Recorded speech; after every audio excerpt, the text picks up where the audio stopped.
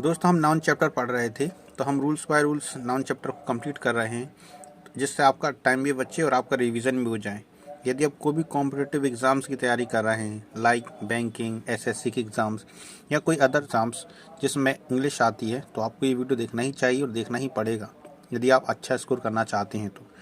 ठीक है, इसमें कम समय लगेगा और आप ज़्यादा से ज़्यादा चीज़ें रिवाइज कर लोगे, सीख जाओगे। तो आज रूल नंबर 4 हम सीखेंगे। रूल नंबर 4 क्या कहता है? कुछ नाउन्स का प्रयोग केवल सिंगुलर फॉर्म में ही होता है। ये अनकाउंटेबल नाउन्स हैं, मतलब जिन्हें हम काउंट नहीं कर सकते, है ना। 1 2 3 4 ऐसी काउंटिंग नहीं कर सकते। ऐसे नाउन्स को हम जनरली क्या सिंगुलर मान के ही चलते हैं। ठीक है, इनके साथ आर्टिकल ए एन का प्रयोग नहीं किया जाता है।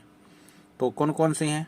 तो यहाँ पर मैंने कुछ लिखे हैं। ठीक है, ये पूरे नहीं हैं, पर जो इम्पोर्टेंट हैं, जो कि एग्जाम्स में पूछे जाते हैं, बार बार रिपीट होते हैं, वही मैंने यहाँ पर लिखा है। जैसे सीनरी, नज़ारा, poetry, furniture, advice, information, business, crockery, luggage, baggage, postage, equipment, jewellery, knowledge, wastage, work, works. देखिए इनमें डिफरेंस है। ठीक है, इनमें डिफरेंस है। ये वर्क मतलब काम है और ये वर्क्स मतलब साहित्य, लेख। Evidence, fuel, cost, etcetera. इसके अलावा भी बहुत से हैं, पर यदि हमने इतने ही कर लिए ना, तो हम पेपर में हमारा एक भी क्वेश्चन नहीं छूटने वाला। डिफरेंट।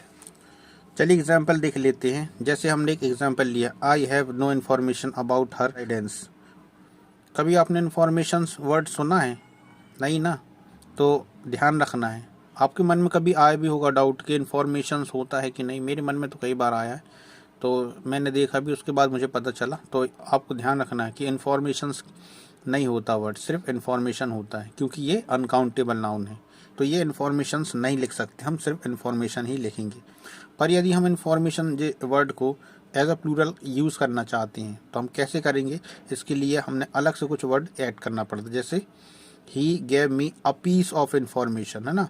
कुछ अ पीस ऑफ इंफॉर्मेशन मतलब कुछ इन्फॉर्मेशन दी। तो दूसरा एक और देखिए, he has bought some equipment.